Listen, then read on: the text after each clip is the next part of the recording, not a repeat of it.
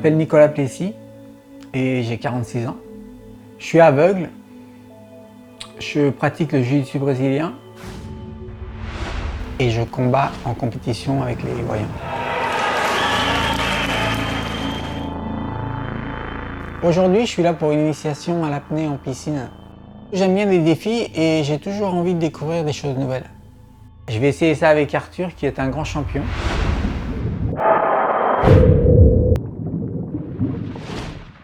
Je m'appelle Arthur Guérin-Boéry, j'ai 34 ans, je suis un champion d'apnée français. Alors aujourd'hui, on emmène Nicolas faire un baptême d'apnée ici à la fosse Aqua 92. Et l'originalité en fait de cette journée, c'est que Nico est non-voyant. Donc ça s'annonce comme étant un truc assez extraordinaire, je pense. Le fait d'être sous l'eau, d'avoir aucun repère visuel ni auditif, d'être pratiquement en privation sensorielle, je pense que ça va être assez déstabilisant. Je compte en fait mettre l'accent sur ce dont on met l'accent en fait en général en apnée, c'est-à-dire les sensations, mais les sensations qui ne sont pas forcément la vue d'ailleurs.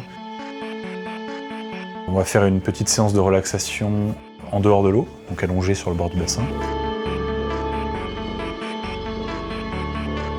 Et derrière, on va faire une courte séance d'apnée statique, je pense, de manière à ce qu'il prenne confiance en lui en fait.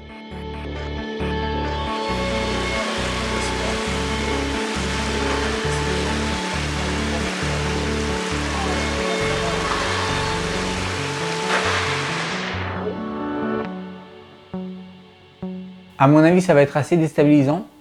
Il va falloir que je trouve des nouvelles marques parce que c'est un monde que je connais pas et que je découvre. Je pense que c'est quelqu'un qui aura moins d'appréhension globalement peut-être qu'un voyant, contrairement à ce qu'on pourrait croire.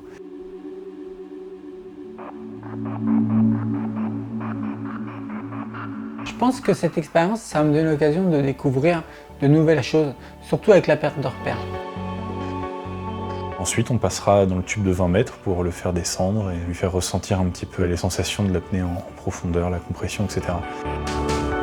Descendre au fond où il fait plus sombre. On a cette notion de vision par rapport à la surface qui peut être éloignée, à l'environnement qui s'assombrit, etc. Lui, il ne va pas avoir toutes ces craintes et toutes ces angoisses.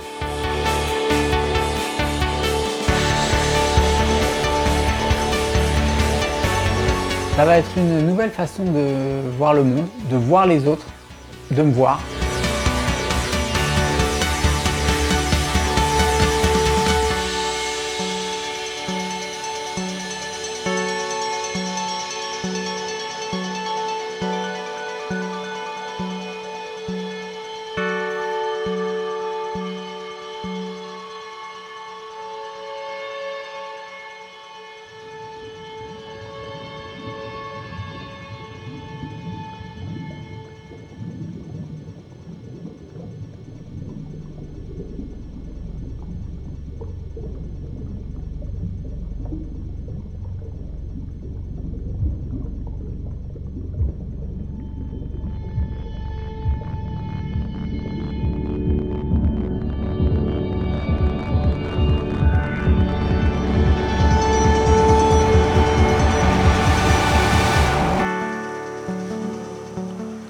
Une fois en dessous, je m'attendais vraiment pas à ça en fait.